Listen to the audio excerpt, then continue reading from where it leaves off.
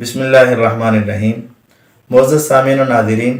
جب گمراہ لوگ ہمارا دلائل کی دنیا میں جواب دینے سے عاجز آ گئے تو انہوں نے ہماری بات کو غلط رنگ دینے کی کوشش کی اور ہمارے لمبے لیکچر میں سے کچھ کلپ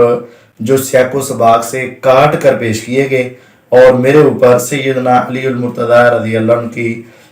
توہین یا ان کی گستاخی کی تہمت لگائی گئی۔ حقیقت یہ ہے کہ ہم نے پورے لمبے لیکچر میں یہ بات کہی تھی کہ جو شخص حضرت عثمان رضی اللہ عنہ کے قاتل تھے اور جو اس قتل میں شریک تھے وہ اصل باغی تھے، مثلا مالک اشتر نخی، عبداللہ بن سبا اور اس کا ٹولہ، وہ باغی گروہ جنہوں نے حضرت عثمان رضی اللہ عنہ کے خلاف بغاوت کی، وہ باغی گروہ حضرت علی رضی اللہ عنہ کے گروہ میں شامل ہوا اور اسی باغی گروہ نے، یعنی وہ مالک اشتر والا گروہ، حضرت علی نہیں، مالک اشتر کا جو گروہ تھا انہوں نے ہی جنگ جمل میں بھی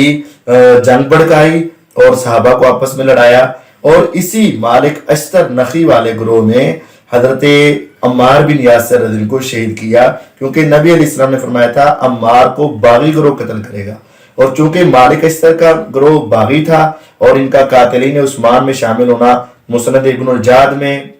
مصنف ابن ابی شیبہ میں، سیر و اعلام النبلاء میں، المعجم الکبیر للطبرانی میں اور بے شمار کتابوں میں با دلائل با سند صحیح ثابت ہے۔ تو میرے کہنے کا مقصد بھی یہ تھا اور بات بھی واضح تھی، آپ پورا کلپ سن سکتے ہیں کہ مالک اشتر نخی، جن کو امی جان امی عائشہ رضی اللہ عنہا فرماتی یہ میرا بیٹا ہی نہیں ہے، میں اس کے سلام کا جواب نہیں دوں گی، وہ جو تھا گروہ جو حضرت عثمان کے قاتلین تھے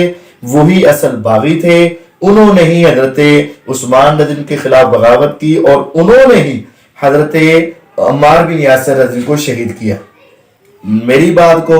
یہاں سے کاٹ کر یہ لینا کہ حضرت علی کا گروہ باغی تھا اور حضرت علی رضی اللہ عنہ کو باغی کہا گیا، نعوذ باللہ من ذالک، یہ میری بات نہیں ہے، یہ اصل مرزا اور اس کے حواریوں کی غلط بات ہے جو انہوں نے میرے